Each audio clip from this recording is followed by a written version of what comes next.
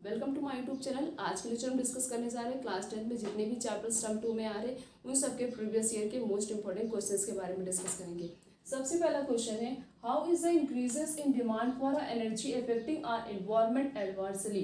किस तरीके से जो एनर्जी की डिमांड बढ़ती ही बढ़ती जा रही है, किस तरीके से एनर्जी की डिमांड जो बढ़ रही है, इंक्रीज होती जा रही है कंटिन्यूअस, ये किस तरीके से हमारे इन्वायरमेंट को डैमेज कर रही है ये बताना है। The increase in demand for energy affect our environment adversely due to this increase the pollutant। इसकी वजह से पॉल्यूशन बढ़ रहा है, जैसे CO2 और SO2, ये सब क्या हो रहा है, धीरे धीरे इनका लेवल इंक्रीज हो रहा है। Are released in the atmosphere, level increase हो रहा है और ये एटमॉस्फेयर में रिलीज हो रहे हैं, जिसकी वजह से green house effect means green house पे बहुत ज़्यादा इफेक्ट पड़ रहा है। तो इस तरीके से ये क्या कर रहे हैं, ये डैमेज कर रहे हैं किसको, हमारे इन्वायरमेंट को। Next question is construct N aquatic food chain showing a 4 trophic level. 4 trophic level को बताते हुए एक्वेटिक फूड चेन, यहाँ पे मेन पॉइंट यही है कि हमें ड्रॉ क्या करना है, एक्वेटिक फूड चेन। क्या बताना है, simple aquatic food chain means जो ऑर्गेनिज्म सर्वाइव करते वाटर के अंदर उनका फूड चेन कैसे चलता है ये हमें बताना है। जैसे फाइटोप्लैंक्टन प्रेजेंट होते हैं, तो ये फाइटोप्लैंक्टन क्या होते हैं, प्रोड्यूसर होते हैं। इनके ऊपर फीड कौन करता है, जो प्लैंक्टन फीड करते हैं। ये कैसे होते हैं, हर्बीवोर्स होते हैं। और इसको कौन ईट करता है, क्रिस्टेशियन जो प्रेजेंट होते हैं वो ईट करते हैं, वो कार्निवोर्स हो गए। और इस क्रिस्टेशियन को कौन खाएगा, फिशेज ईट करेंगी, तो ये क्या हो गए, टॉप कार्निवोर्स हो गए।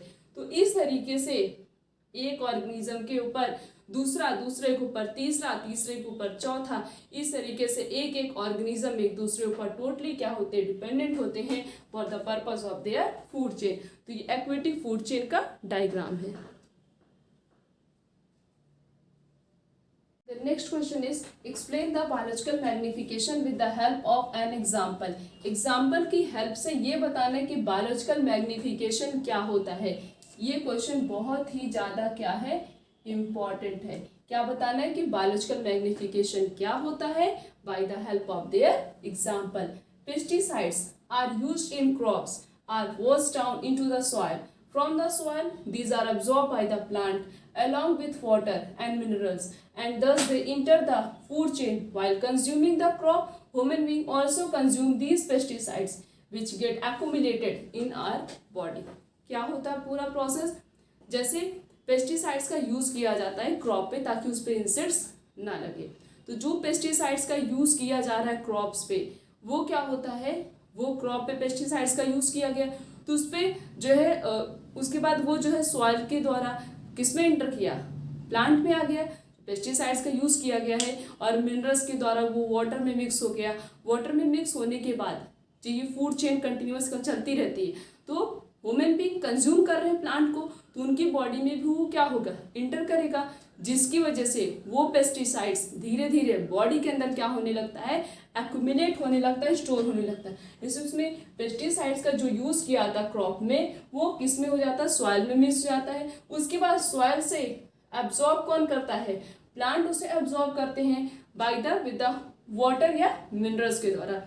जैसे हम वाटर डाल देते हैं पॉट्स में, तो उसमें क्या होता है, प्लांट्स उसको रूट की हेल्प से एब्जॉर्ब करते हैं और मिनरल्स को भी एब्जॉर्ब करते हैं, तो वो प्लांट के अंदर तो इंटर कर जाएगा। वो पेस्टिसाइड्स इंटर करने के बाद वो अलग अलग फूड चेन में इंटर करेगा, कंज्यूमर उसे कंज्यूम करेंगे तो उनकी बॉडी में वो पेस्टिसाइड्स इंटर करेगा, जिसकी वजह से धीरे धीरे वो पेस्टिसाइड्स क्या होता है, ह्यूमन बीइंग हो या कोई भी एनिमल्स हो, उनकी बॉडी में एक्यूमुलेट होने लगता है, वो बहुत ज़्यादा हार्मफुल होता है। इसी पूरे प्रोसेस को कहते हैं बायोलॉजिकल मैग्निफिकेशन।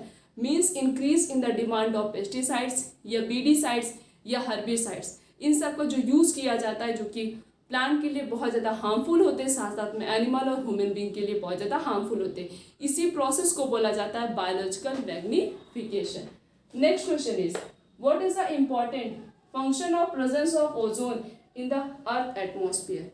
अर्थ की एटमॉस्फेयर पे जो ओजोन प्रेजेंट होता है, जो ओजोन की लेयर प्रेजेंट होती है, वो क्या फंक्शन परफॉर्म करती है, वो फंक्शन क्या करती है, जो सन से अल्ट्रावायलेट रेडिएशन रिलीज होती है, वो ओजोन की लेयर उस अल्ट्रावायलेट रेडिएशन को एब्जॉर्ब कर लेती है ताकि वो अर्थ की एटमॉस्फेयर पे वो अल्ट्रावायलेट रेडिएशन इंटर ना करे। अगर वो इंटर करेगी तो वो क्या होगा, ह्यूमन बीइंग के लिए और साथ साथ में जितनी भी स्पीसीज इस अर्थ पे सर्वाइव करती हैं उनके लिए वो बहुत ही ज़्यादा हार्मफुल होगा। तो ये क्या करती हैं, ओजोन की लेयर जो सन से अल्ट्रावायलेट रेडिएशन निकलती है वो उसको क्या कर लेती हैं, एब्जॉर्ब कर लेती हैं। Next question is list 2 man made ecosystem. 2 man made ecosystem का नाम बताना। एक तो हो गया गार्डन, दूसरा हो गया पॉन्ड्स। ये दोनों कैसे होते हैं, man made ecosystem. Next question is define trophic level. Trophic level क्या होता है? Trophic level is a production that an organism occupies in a food chain where transfer of food and the energy take place. जैसे एक trophic level से दूसरे, दूसरे से तीसरे, तीसरे से चौथे, ऐसे एक फूड चेन के फॉर्म में एक ट्रॉपिक लेवल से दूसरे, दूसरे से तीसरे, तीसरे से चौथे, चौथे से पांचवे, इस तरीके से एनर्जी का क्या हो रहा है, ट्रांसफर हो रहा है। इसी को कहते हैं trophic level. Next question is why is ozone layer getting depleted at the higher level of atmosphere? Ozone की लेयर में डिप्लीशन किसकी वजह से हो रहा है? Ozone layer getting depleted at the higher level of the atmosphere due to the effect of CFC that is chlorofluorocarbon which is used in refrigerator. CFC की वजह से मीन्स क्लोरोफ्लोरोकार्बन की वजह से ओजोन में क्या हो रहा है, होल हो रहा है, जिसकी वजह से क्या हो रहा है, जो स्पीसीज हैं वो प्रॉपरली सर्वाइव नहीं कर पा रही और उससे उनकी डेथ हो जा रही। और ये CFC गैस किससे प्रोड्यूस होता है, रेफ्रिजरेटर से प्रोड्यूस होता है। हमने इस पूरे लेक्चर में प्रीवियस ईयर के मोस्ट इंपॉर्टेंट क्वेश्चंस के बारे में डिस्कस किया। आने वाले लेक्चर में इस तरीके से और भी बहुत सारे क्वेश्चंस के बारे में डिस्कस करेंगे। आज का लेक्चर यहीं तक, थैंक यू।